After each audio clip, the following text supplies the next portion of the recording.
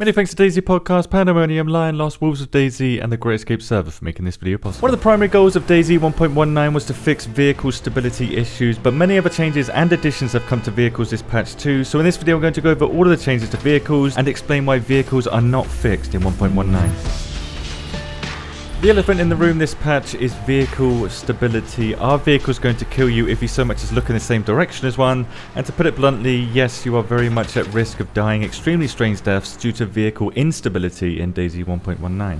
Now I know that's not what a lot of people want to hear, but vehicles are much more stable than they were last patch, and to understand why, vehicles are unstable for two reasons combined together. The first is that vehicles are server side, which means that the condition, position, speed, etc. of your vehicle is refreshed and kept up to date by the server that you play on, not by your game client. So the server that you're playing on is updating vehicles. And second, some servers have very bad specs and or get overloaded with mods, base building objects, clutter and other stuff that slows the servers down. So it's not that the vehicles are server side, it's that vehicles are server side on slowly refreshing servers, which equals flying cars of death.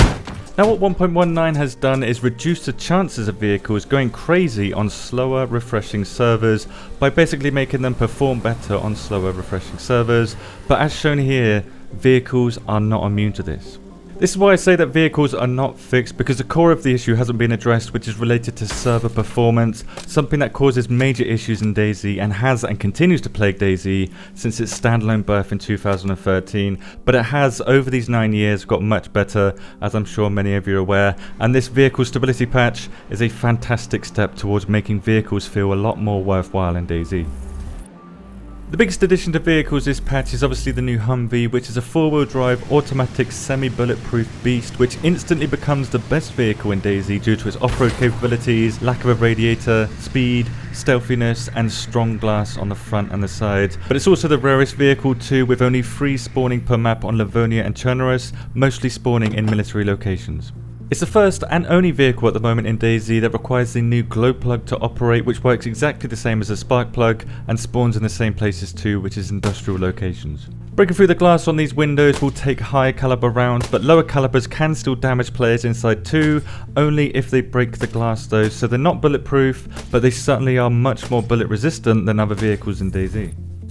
The vehicle UI now tells us a lot more about the condition of our vehicle, with the radiator displaying its quality level now, leaking more water the more damaged it becomes. This is also the case with a new fuel tank given to every vehicle now, destroying the vehicle once it becomes ruined. This fuel tank is very bullet resistant and appears to be directly connected to the fender or vehicle panel that the fuel cap is on. This means if you shoot the vehicle panel, damage is transferred to the fuel tank and therefore damages the vehicle and can destroy the vehicle just by shooting this panel here, I guess simulating that the fuel tank is stored behind this panel. Now while crashing and damaging these panels can completely destroy your vehicle via your fuel tank, shooting for the fuel tank certainly isn't worthwhile. Always shoot for the driver instead if you want to stop a vehicle, because as of the time of this video, it takes many shots to destroy a fuel tank, but it will cause a leak just like the radiator. The two remaining icons on the UI are the wheel grip condition icon, which FYI isn't wheel quality level. This icon only displays when one or more of your wheels are spinning freely, indicating that you have less grip at the moment. The final new UI change is the handbrake icon here, but it's not very useful compared to the others, appearing to be applied anytime that you stop the vehicle. Using the newly added handbrake, which is spacebar on PC, you can lock up your wheels and drift, which will take a lot of practice and cannot be done on the Humvee or the Lada because these are 4-wheel drive. Braking with a handbrake is exactly the same as braking by pressing the normal brake button on 4-wheel drive vehicles, but on 2-wheel drive vehicles the results are losing control a lot. Even if the handbrake and brake is applied at the same time, you will lose control of your vehicle if you don't know how to use the handbrake. My advice, don't even touch this. In this patch we also have varying levels of turbo for all vehicles and varying levels of brakes too. Holding control is minimum brake and minimum turbo, and holding shift is maximum brake and maximum turbo, with not holding either of these being normal. So there's 3 settings for turbo and for braking. This means that if you hold down shift you can bring your vehicle to a stop much faster, which I believe everybody will be doing now. This is a turbo brake, why not use it? Even if it means replacing your tyres more often, braking faster is usually going to save you a lot more headaches. Speaking of which, all vehicles now have a spare tyre slot which cannot be damaged by grenades or crashing your vehicle, so it's well worth having in your vehicle to replace any busted tyres that you probably will get. Another feature all vehicles share now is the horn, which can be heard up to 200 meters away by players that have high volume settings, but infected will hear your vehicle engine long before they hear your horn. Finally, for the new additions to vehicles, you can now drown inside of your vehicle if you ever wanted to experience that. So getting out quickly is highly recommended if you accidentally go submarining, because you die in about 10 seconds from drowning. Other than everything else I've just mentioned, the three biggest changes that comes to vehicles this patch that you will probably notice is engine torque, suspension and wheel grip. The torque or pulling power of a vehicle on inclines is much lower than before, with vehicles struggling to start or maintain speed on hills or steep inclines. You can use the handbrake to stop your vehicle, but climbing up hills is going to be much more difficult now. For example, the V3S will no longer be able to make it up steep hills like this one. It could climb this in 1.17 and 1.18, but now it can no longer do that, and the V3S can no longer accelerate very quickly in 4th gear. I believe that suspension has changed the most for vehicles, making them feel much more grounded and responsive to small differences in terrain, and they will no longer bounce uncontrollably, but they will do a lot of barrel rolls.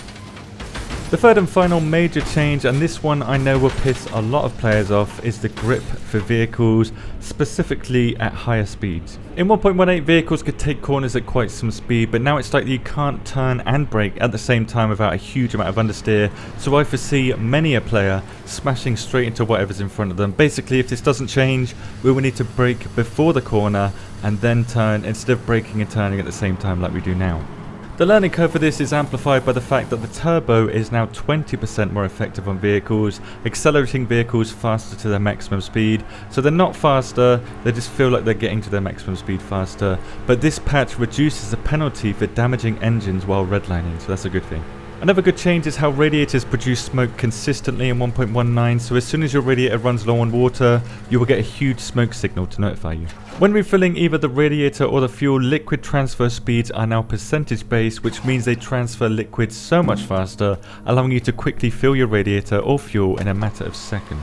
If you do manage to damage your engine, it can be repaired with a newly added blowtorch this patch, but the pipe wrench will no longer repair engine. Also, AI such as bears can no longer attack you inside vehicles. They weren't supposed to before, but they could sometimes, and you will no longer get wet while inside a vehicle either. Finally, for this video, player damage and vehicle damage has been reduced, but it's a little bit inconsistent. Sometimes I survived 110km crashes, sometimes I died at 70, other times I don't know why I died, and other times I don't know how I survived.